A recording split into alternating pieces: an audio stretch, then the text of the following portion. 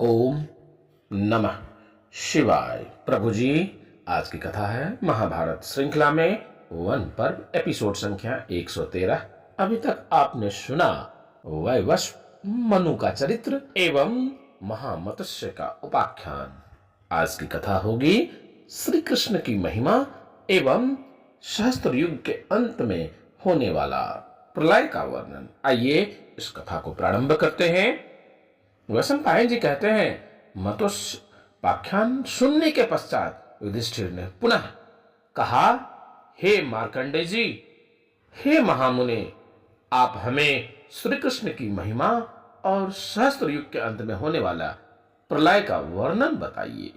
तब मार्कंडेय जी बोले, हे राजन, मैं स्वयंभू भगवान ब्रह्मा को नमस्कार करके तुम्हें यह कथा सुनाता हूं। ये जो हम लोगों के पास बैठे हुए पीतांबरधारी जनार्दन श्री कृष्ण हैं, ये ही इस संसार की सृष्टि एवं संहार करने वाले हैं। ये ही भगवान समस्त भूतों के अंतर्यामी और उनके रचयिता हैं। ये परम पवित्र अच्युत एवं आश्चर्यमय तत्व हैं। ये सबके कर्ता हैं, इनका कोई कर्ता नहीं है। पुरुषार्थ की प्राप्ति में भी यही कारण है। ये अंतर्यामी स्वरूप सबको जानते हैं, इन्हें वेद भी नहीं जानते। संपूर्ण जगत का प्रलय हो जाने के पश्चात इन आदिभूत परमेश्वर से ही यह संपूर्ण आश्चर्यमय जगत इंद्रजाल के रूप में पुनः उत्पन्न हो जाता है। सतयुग 4800 वर्ष के बराबर है, त्रेता 3600 वर्षों के बराबर होता है, द्वापर 2400 वर्षों का होता है एवं कलयुग 1200 दिव्य वर्षों का होता है।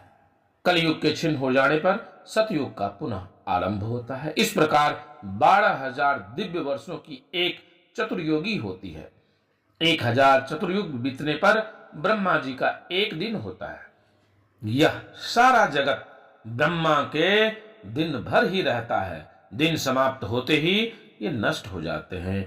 इसी को इस विश्व का प्रलय कहते हैं। सहस्त्र युग की समाप्ति में जब थोड़ा सा ही समय शेष रह जाता है, उस समय कलयुग के अंतिम भाग में प्राय सभी मनुष्य मिथ्यावादी हो जाते हैं। ब्राह्मण शूद्रों के कर्म करते हैं, शूद्र वैश्यों की भांति धन संग्रह करने लगते हैं अथवा क्षत्रियों के कर्मों से जीविका चलाने लगते हैं। ब्राह्मण यज्ञ, स्वाध्याय, दंड और मृगचर्म आदि का त्याग कर देते हैं। भक्ष्या भक्ष का विचार छोड़ देते हैं। सभी कुछ भक्षण करते हैं तथा जप से दूर भागते हैं। जब इस प्रकार लोगों के विचार और व्यवहार विपरीत हो जाते हैं तो प्रलय का पूर्व रूप आरंभ हो जाता है। सबकी आयु, बल, वीर्य और पराक्रम घट जाते हैं। मनुष्य नाट्य करके होने लगते हैं। गांव गांव में अन्न बिकने लगता है। स्त्रियां वेश्यावृत्तियां करने लगती है। इस प्रकार जब सहस्त्र युग पूरे होने को आते हैं तो बहुत वर्षों तक वृष्टि बंद हो जाती है। इसके बाद 7 सूर्यों का बहुत प्रचंड तेज बढ़ता है। वे 7 सूर्य नदी और समुद्र आदि में जो पानी होता है उसे भी सोख लेते हैं। इसके बाद संवर्तक नाम की प्रलयकालीन अग्नि वायु के साथ संपूर्ण लोक में फैल जाती है। पृथ्वी का भेदन कर वह अग्नि रसातल में पहुंच जाती है। वह नागलोक को जलाकर समस्त विश्व को जलाकर भस्म कर डालती है। फिर आकाश में मेघों की घनघोर घटा घिर जाती है।